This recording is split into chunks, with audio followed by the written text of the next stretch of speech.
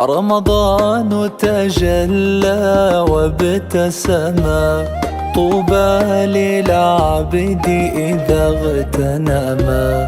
رمضان تجلى وابتسما، طوبى للعبد إذا اغتنما. فالخير وفير إن صرما، ينجي المأثوم من النار.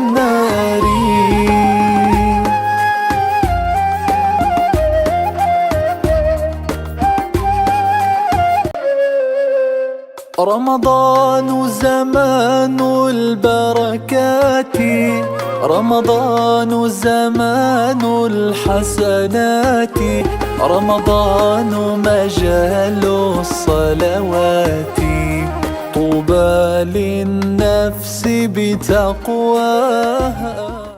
السلام عليكم أحبتي ورمضان كريم. إن شاء الله ربي يعيد علينا جميعا بالصحة والسلامة والأمان، وعلى شعبنا بالسلامة والطمأنينة. أحبتي، منذ 6 سنوات الحقيقة مؤسسة النهضة الثقافية قدمت هذا البرنامج الجميل اللي من خلاله زرنا الكثير من بيوت المبدعين الذين تركوا بصمة في مجال الإبداع الثقافي في مدينة البصرة. واليوم في هذا رمضان والزيارة الأولى لنا نكون في ضيافة المبدع الجميل الكاتب عبد الحليم هودر. عبد الحليم هودر الحقيقة هذا المبدع المتنوع الذي كتب في الدراسات وكما كتب في القصة والرواية والمسرحية. مرحبا بك أستاذ عبد الحليم. أهلا وسهلا بكم، وأنا ممتن جدا لهذه الزيارة حقيقة من هاي الأخوة الطيبين، ورمضان كريم على الجميع إن شاء الله. وهذه البادرة الجميلة من مؤسسة النهضة حقيقة ثقافية، مبادرة جميلة أرجو أن تعم على كل الأخوة الأدباء المبدعين في هذه المدينة المعطاء. وأكرر شكري وامتناني إلى هذه الزيارة خصوصا في شهر رمضان المبارك.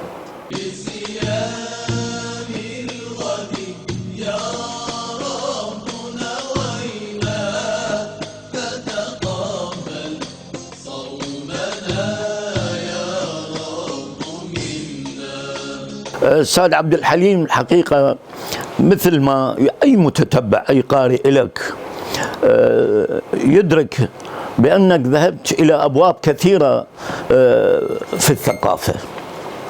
كتبت في الرواية والقصة والمسرح، وكذلك أيضا في بعض الدراسات. سؤالي عن المسرح، هل أنت متخصص بالمسرح أم مجرد هواية؟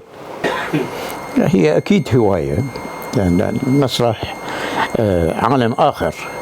بس كوني أنه أنا حقيقة يعني أول مسرحية في حياتي شاهدتها وأنا عمري 10 سنوات.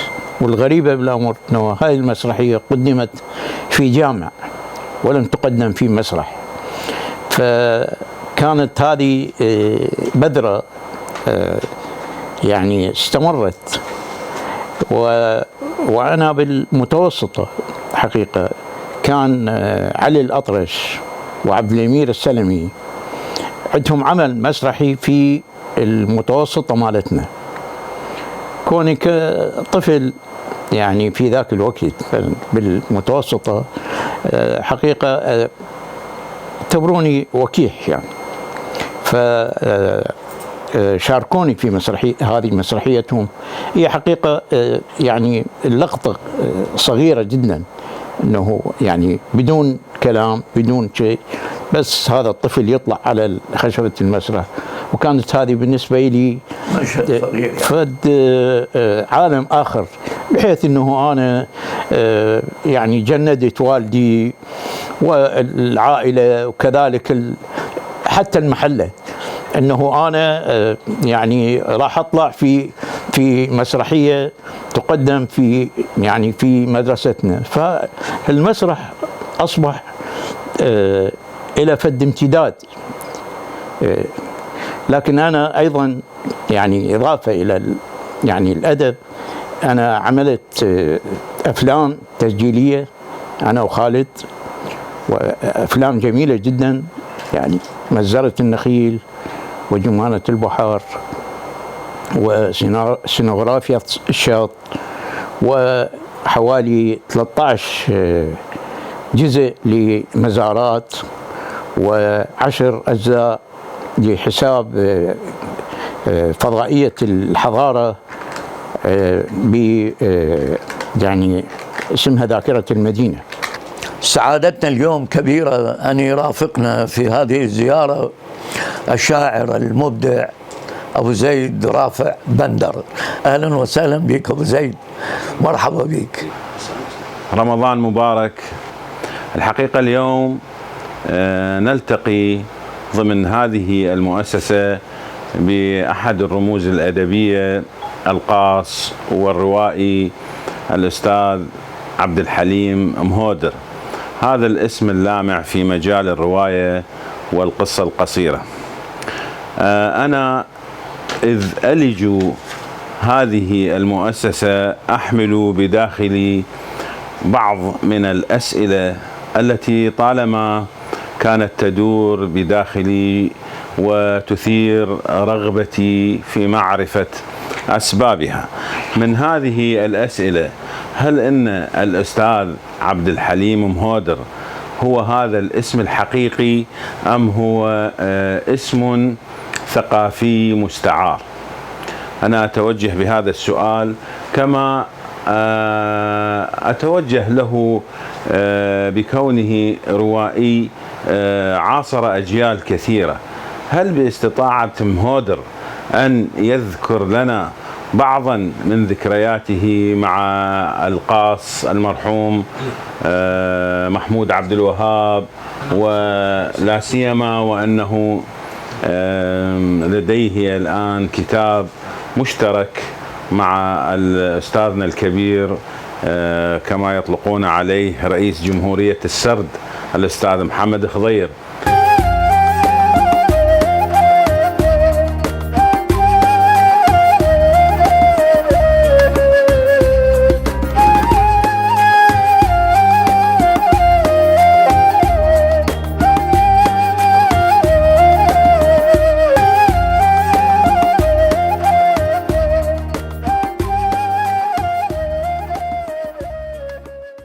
حقيقة بالنسبة للاسم هو عبد الحليم مهودر، لكن في بداياتي كنت أستخدم اللقب اللي هو شامي، وهو لقب عائلتنا يعني.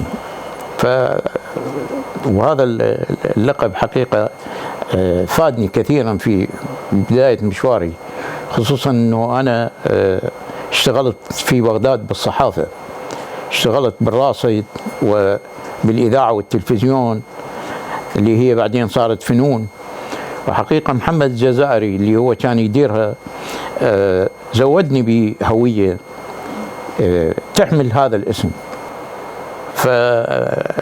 فخلتني انه انا يعني متحفز انه ما انشر الا بعد تأكد من وضعي الحقيقي.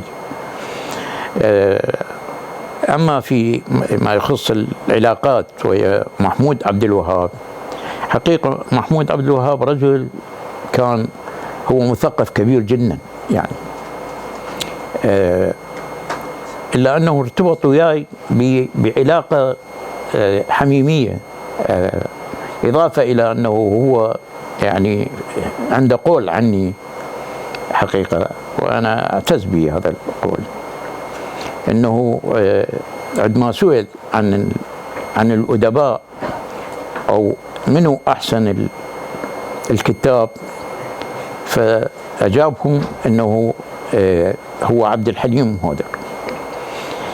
العلاقه ويا محمد علاقه لا حميميه اكثر حقيقه، لان محمد اول ما يعني سرحت من الحرب العراقيه الايرانيه بالثمانينات، نهاية الثمانينات طبعا.